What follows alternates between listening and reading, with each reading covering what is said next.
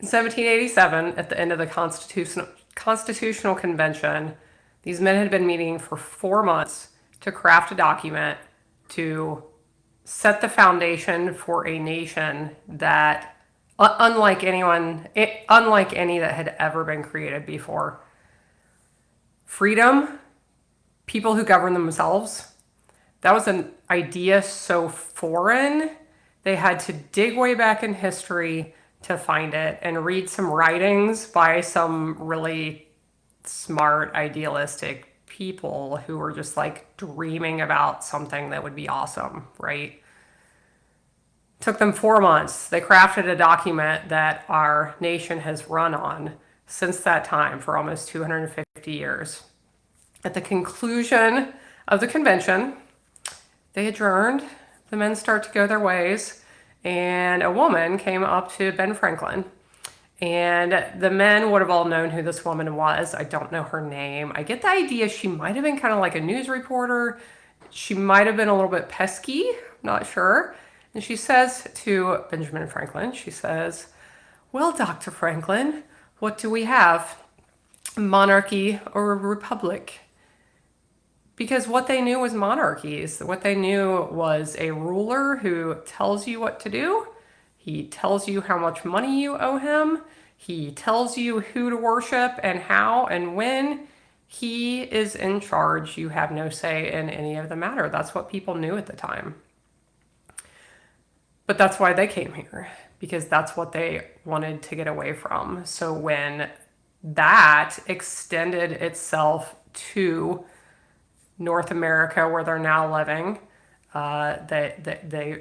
they fought against it and were able to free our new little baby country from British rule. So she says, what do we have here? A monarchy or republic? What did we just form? What kind of government did we just make, Dr. Franklin? And his reply to her is a republic, if you can keep it.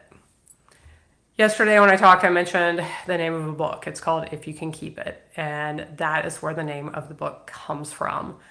We are at a time in our nation's history. We have to pay attention. We have to stand up and speak out.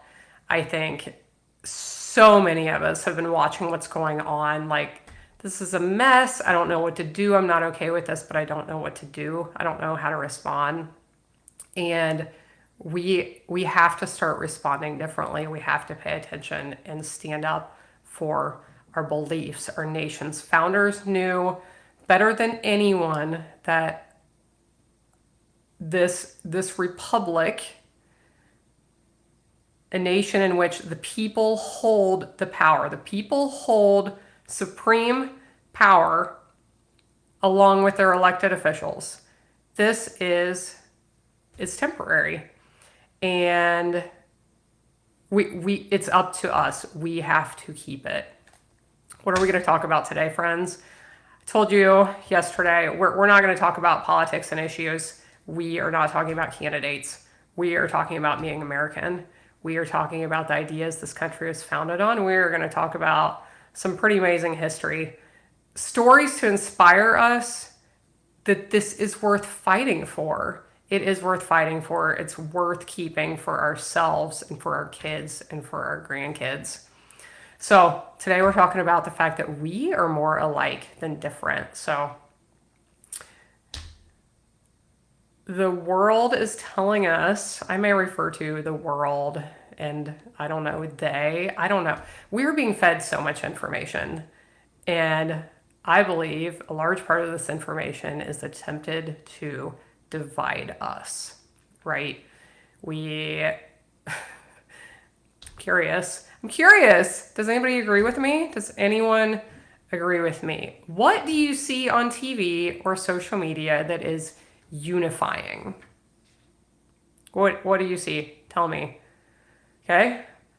Trying to pave a different way because I'm tired of it. I'm tired of people out there telling me that I'm different than you and I'm not supposed to like you, and you're different from me and you're not supposed to like me. We may not have the same hair color. We may not live in the same place. I live on a farm. You live in the city. We may not worship the same God. We may not have the same skin color.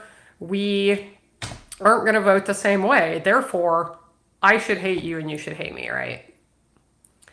It's ridiculous, friends. We are more alike than we are different. It doesn't matter who you're voting for. It doesn't matter who you worship. We are more alike than we are different. We are. And we have to remember at this moment in time that we're not fighting each other. You are not my enemy and I am not your enemy. The enemy is something bigger than that. There are forces at work trying to divide us. Who's heard the phrase divide and conquer? Anybody? Anybody? Okay, so normally when I hear that phrase or use that phrase, it's like, okay, I'm gonna clean this room, you clean that room, you clean that room. We'll have the house clean in like 7 minutes, okay, 10 minutes, I don't know. It depends on how much effort I'm gonna put into my cleaning today, right? Divide and conquer, like break it down, we'll get more accomplished. Well, what if it's being used against us right now to break us apart and so that someone or something can take away our freedoms and what we have been blessed with in this amazing nation for almost 250 years? Is that possible? So where some of what I'm going to talk about comes from is several years back, I had really started searching for the truth on one particular issue. One issue. We were being told, force fed, you must, this is the right thing, over and over and over. And my gut was just telling me, like, this just doesn't seem right to me. And I started trying to search for information. And we think that we have all of the world's information at our fingertips, right? It's all on the internet. We are so smart. It is all out there. And when I started searching for information, I started realizing how hard it is to find real, unbiased information. Unbiased. The information that's put in front of us and easy to access is very one-sided. And this has really gotten me pretty fired up.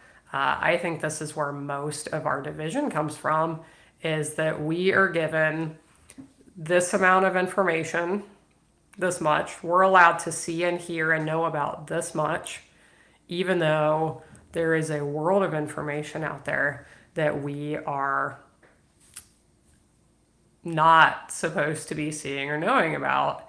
This is a problem, friends. Like, you and I, we are more alike than we are different.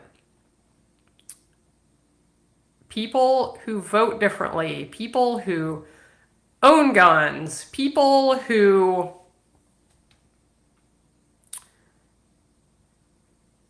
believe in ending babies' lives. Like I don't care what the issue is. I don't care what the issue is. You and I are more alike than we are different. And we have to find our similarities and we have to work together to preserve this nation, and get it back on track, because we seem to have gone off the rails a little bit. Disagreement is not new.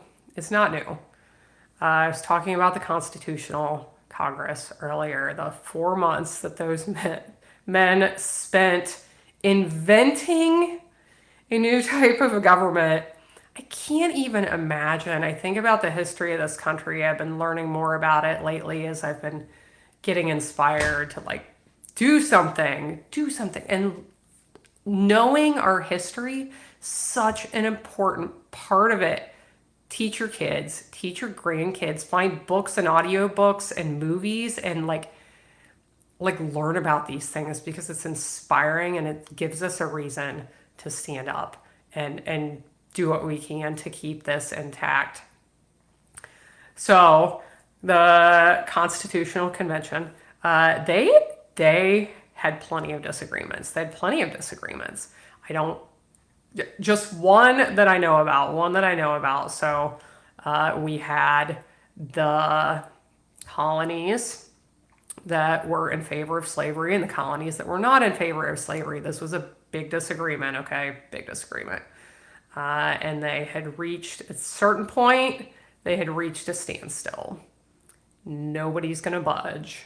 We're not going to make this happen. We cannot unify ourselves into one nation because we have this huge disagreement. So apparently what happened, a lot of our nation's founders were people of faith. We will talk about that more in some coming days. But apparently Benjamin Franklin was one of the people who was not very religious or spiritual, let's say. So at this moment, this standstill, what happened? Benjamin Franklin gives this huge speech. It's in the book that I mentioned, If You Can Keep It, and you should look it up. I had a hard time even understanding these words. Like, clearly, our English language has changed a lot in the 230 some years since this happened. So he gives this big speech, and you know what he says? He begs them that God has shown up in the past to help them work through their difficulties, winning the Revolutionary War, for example, and some other stuff. And he begs them that he insists, or I don't know. He asks that every morning at the start of our Congress here, as we continue to meet, that we pray to God. And I found that really interesting. History is something that is not, it doesn't change. History doesn't change. The information we can find about history may change, but I feel that those forces working to tear us apart are also forces working to change our history and tell us things that were not true. And this is why I've started to love books and information and learning more, because I want to know more about these things before, I don't know, books disappear or whatever, that things are being changed in front of our eyes. And if we are going to bury our head in the sands and not be aware of this, that's a choice that each one of us has to make.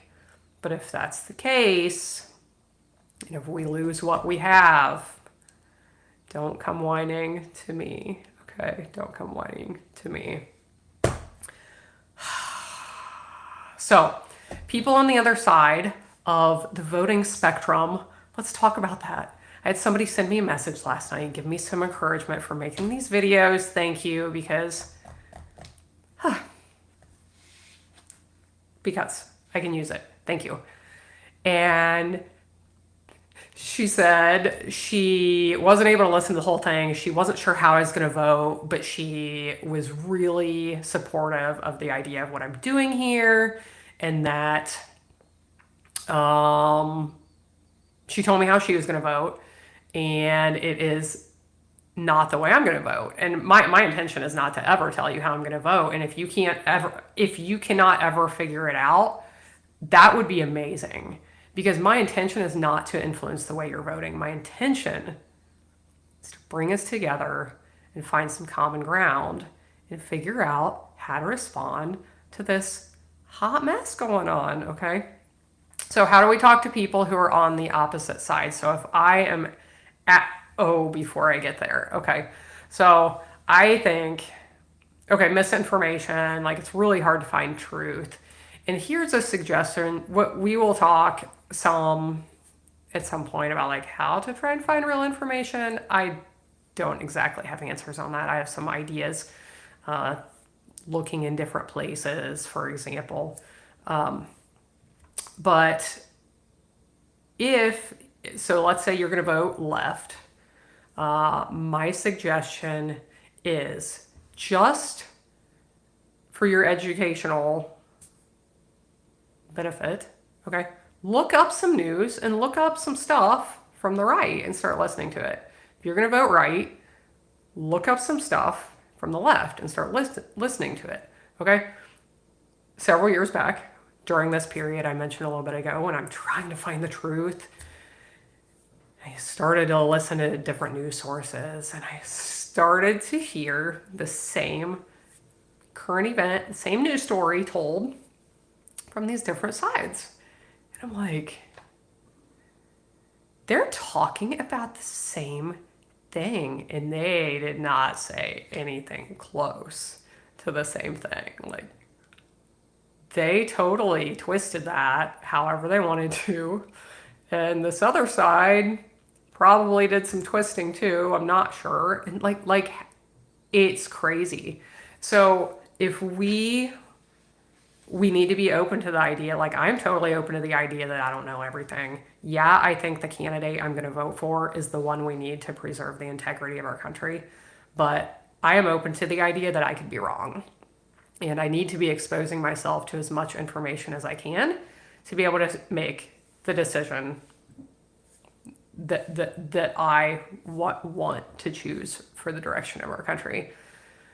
So that being said, we need to learn how to talk to each other. Like once we believe we have the correct information and we're because a lot of things are being covered up. There's so much being covered up, and then there's so much being thrown in the mud pit. Like people just make stuff up, and it's such a mess. So we have to try to start searching for real information. We have to start talking to each other, and I'm not talking about like, oh my gosh, she's gonna vote for whoever. I just can't even. I can't. No, like we need. I'll be honest, when I got this message from this person and she told me how she was going to vote, I did kind of cringe. But then I'm like, we should talk about it. Like maybe she can teach me something. Maybe I can teach her something. Maybe we can find some common ground. I don't know. So how do we talk about it? So start like this. So I'm curious, could you just I'm curious why you're going to vote for that candidate. Will you tell me about that? And then when they say something and you're like, oh, that's painful. I just can't even. I'm going to scream and I'm going to yell. Do your best not to. Like, calm down. And be curious. Be curious. Tell me more about that. Maybe you can ask them where they get their information from. That can help us find some common ground. If you're like, oh, well, yeah, okay, so you get your information here and I get my information here. And then hopefully they're going to be curious and allow you to share some of what you think and believe and where you get your information. And somewhere in here, you're very likely to start hearing that you are more alike than different and we can find some common ground.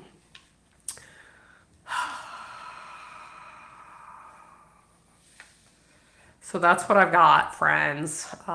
You are not the enemy. I am not the enemy. Those people doing whatever on TV and mouthing off and doing things that you cannot ever imagine bringing yourself to do morally or whatever, like, they're not.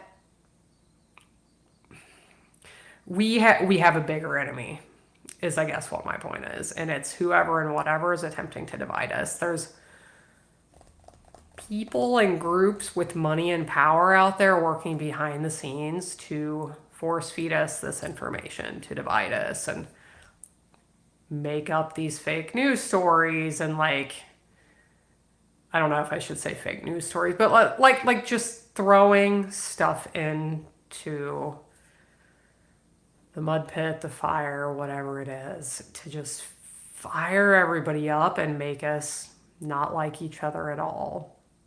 We have to remember we are stronger when we stand together, so we need to find some common ground.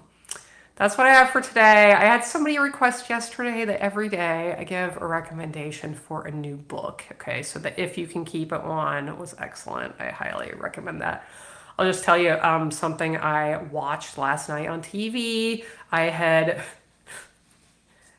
I've been at the library yesterday. Do I go to the library all the time? I don't, but we go like every couple of weeks probably. Anyway, and I finally found the documentary section. Okay, I like learning. I'm really trying to learn more about history right now and whatever I can try and do to help our country. And so I finally found the documentary section in my little teeny town. The documentary videos took up this much space, this much space. And I found two in there that I wanted to watch. One was about Lincoln's assassination, and the other one was called Monumental. And it was about the history of our country. So the If You Can Keep It book is great at talking about like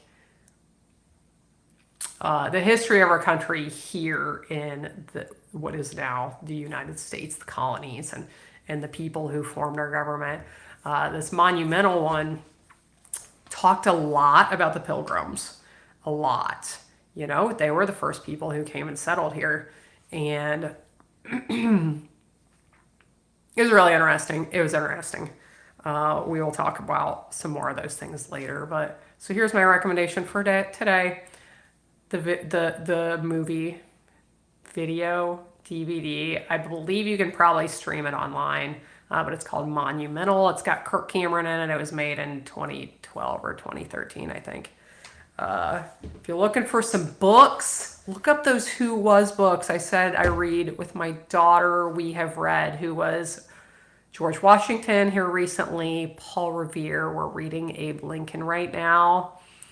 Who else? There's some others from like Civil War time, like Harriet Tubman is amazing. Like I want to learn more about these people because and this is where when I learned about these people who did amazing and hard things to fight for what was right, I'm like, okay, I can do something hard too. I can get online and have conversations with no makeup on and bad sound. I'm going to try and figure out my sound so we have better sound. I can do something too because it's important, it matters, and we all need to find our little piece of what we can do to make the situation better. See you tomorrow, everybody.